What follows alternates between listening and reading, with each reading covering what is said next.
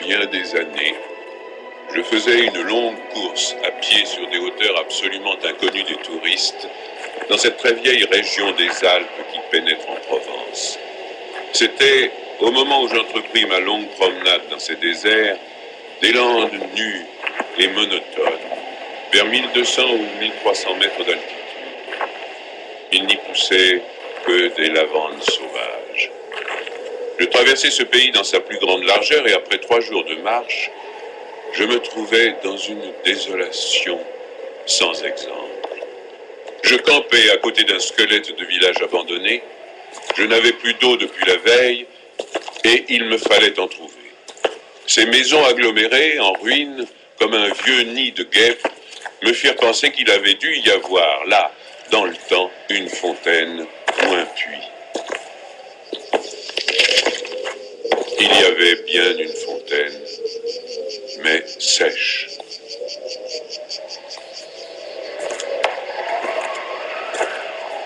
Les 5 à 6 maisons, sans toiture, rongées de vent et de pluie, la petite chapelle au clocher écroulé, étaient rangées comme le sont les maisons et les chapelles dans les villages vivants, mais toute la vie avait disparu. C'était un beau jour de juin, avec un grand soleil, mais sur ces terres sans abri et hautes dans le ciel, le vent soufflait avec une brutalité insupportable. Ces grondements dans les carcasses des maisons étaient ceux d'un fauve dérangé dans son repas. Il me fallut lever le camp.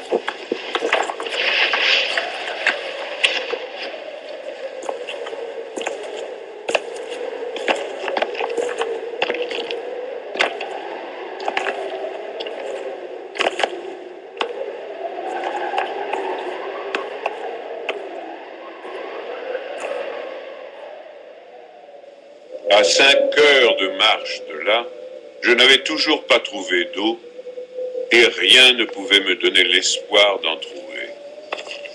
C'était partout la même sécheresse, les mêmes herbes ligneuses.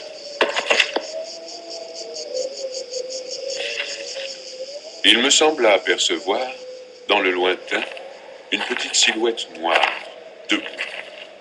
Je la pris pour le tronc d'un arbre solitaire. À tout hasard, je me dirigeai vers elle. C'était un berger. Une trentaine de moutons, couchés sur la terre brûlante, se reposaient près de lui. Il me fit boire à sa gourde. Un peu plus tard, il me conduisit à sa bergerie, dans une ondulation du plateau.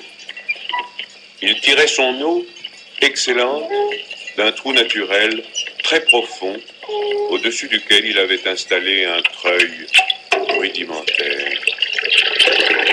Cet homme parlait peu, c'est le fait des solitaires, mais on le sentait sûr de lui et confiant dans cette assurance.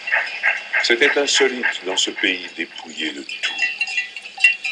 Il n'habitait pas une cabane, mais une vraie maison en pierre, où l'on voyait très bien comment son travail personnel avait rapiécé la ruine qu'il avait trouvée là, à son arrivée. Son toit était solide et étanche. Le vent qui le frappait faisait sur les tuiles le bruit de la mer sur les plages. Son ménage était en ordre, son parquet balayé, son fusil graissé. La soupe bouillait sur le feu. Je remarquai alors qu'il était aussi rasé de frais, que tous ses boutons étaient solidement cousus, que ses vêtements étaient reprisés avec le soin minutieux qui rend les reprises invisibles.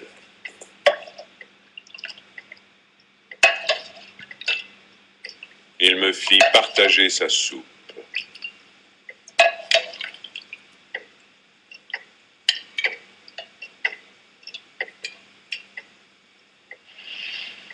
Comme après, je lui offrais ma blague à tabac, il me dit qu'il ne fumait pas. Son chien silencieux comme lui, était bienveillant sans bassesse.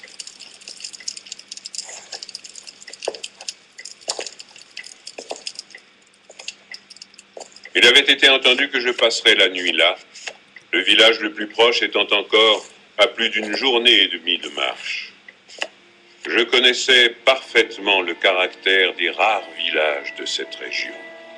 Il y en a 4 ou 5, dispersés, loin les uns des autres, sur les flancs de ces hauteurs, dans les taillis de chênes blancs, à la toute extrémité des routes carrossables. Ils sont habités par des bûcherons qui font du charbon de bois. Ce sont des endroits où l'on vit mal. Les familles, serrées les unes contre les autres, dans ce climat qui est d'une rudesse excessive, aussi bien l'été que l'hiver, exaspèrent leur égoïsme en vase clos. L'ambition irraisonnée s'y démesure. Dans le désir continu de s'échapper de cet endroit, les hommes vont porter leur charbon à la ville, puis retournent. Les plus solides qualités craquent sous cette perpétuelle douche écossaise. Les femmes mijotent des rancœurs. Il y a concurrence sur tout, aussi bien pour la vente du charbon de bois que pour le banc à l'église, pour les vertus qui se combattent entre elles, pour les vices qui se combattent entre eux, et pour l'amener des générales des vices et des vertus sans repos. Par là-dessus, le vent également sans repos irrite les nerfs. Il y a des épidémies de suicide et de nombreux cas de folie, presque toujours meurtrières.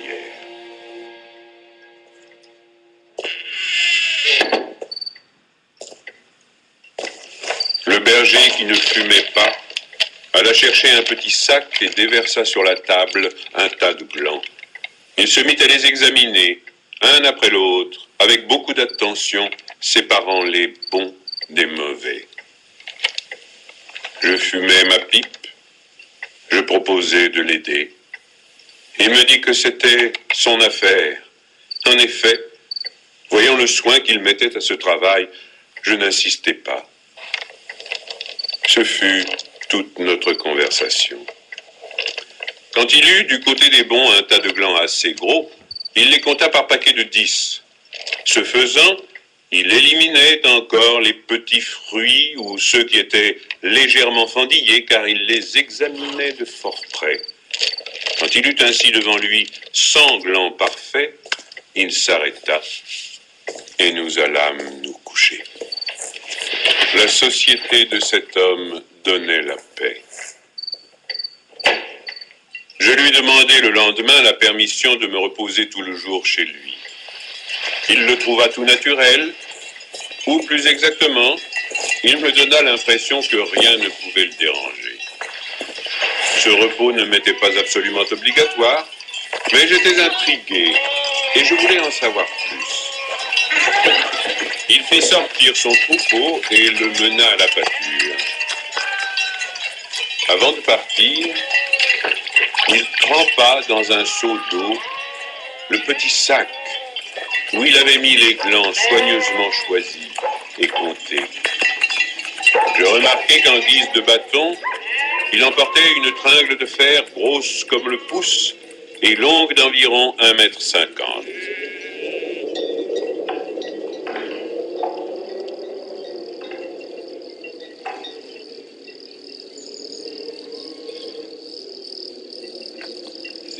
Je fis celui qui se promène en se reposant, et je suivis une route parallèle à la sienne. La pâture de ces bêtes était dans un fond de combe. Il laissa le petit troupeau à la garde du chien et monta vers l'endroit où je me tenais. J'eus peur qu'il vînt pour me reprocher mon indiscrétion, mais pas du tout. C'était sa route, et il m'invita à l'accompagner si je n'avais rien de mieux à faire. Il allait à 200 mètres de là, sur la hauteur. Arrivé à l'endroit où il désirait aller, il se mit à planter sa tringle de fer dans la terre. Il faisait ainsi un trou dans lequel il mettait un gland, puis il rebouchait le trou. Il plantait des chênes. Je lui demandai si la terre lui appartenait.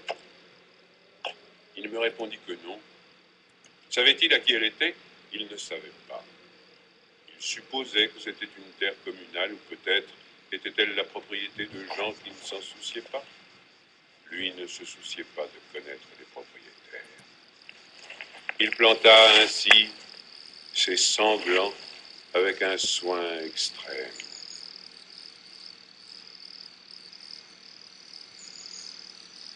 Après le repas de midi, il recommença à trier sa semence. Je mis, je crois, assez d'insistance dans mes questions, puisqu'il y répondit. Depuis 3 ans, il plantait des arbres dans cette solitude. Il en avait planté 100 000. Sur les 100 000, 20 000 étaient sortis. Sur ces 20 000, il comptait encore en perdre la moitié du fait des rongeurs ou de tout ce qu'il y a d'impossible à prévoir dans les desseins de la Providence. Restaient 10 000 chênes qui allaient pousser dans cet endroit où il n'y avait rien auparavant. C'est à ce moment-là que je me souciais de l'âge de cet homme. Il avait visiblement plus de 50 ans. 55, me dit-il. Il s'appelait Elzéar Bouffier. Il avait possédé une ferme dans les plaines. Il y avait réalisé sa vie. Il avait perdu son fils unique, puis sa femme.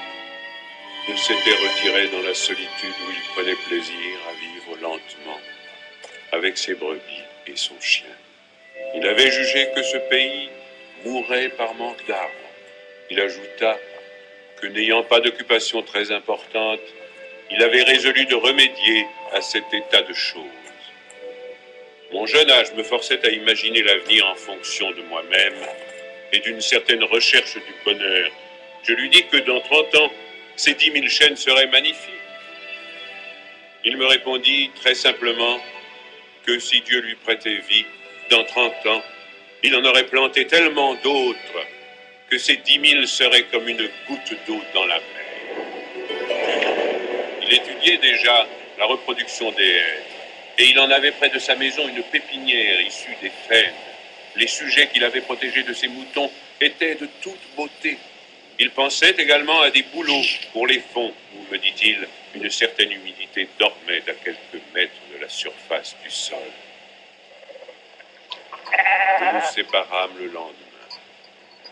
L'année d'après, il y eut la guerre de 14, dans laquelle je fus engagé pendant 5 ans. Un soldat d'infanterie ne pouvait guère y réfléchir à des arbres.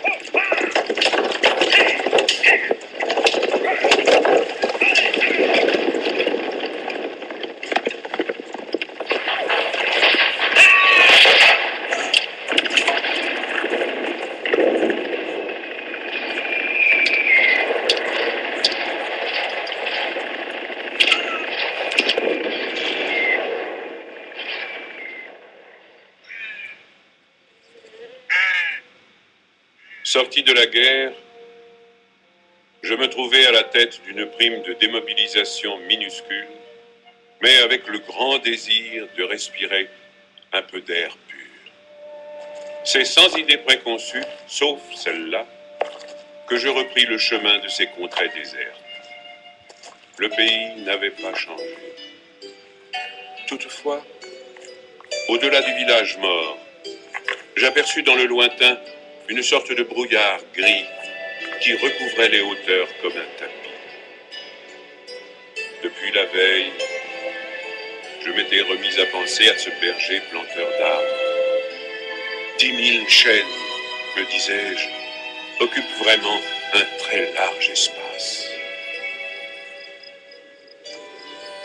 J'avais vu mourir trop de monde pendant 5 ans pour ne pas imaginer facilement la mort d'Elzéar Bouffier.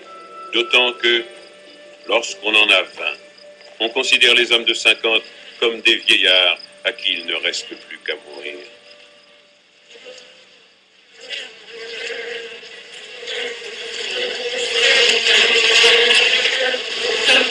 Il n'était pas mort. Il avait changé de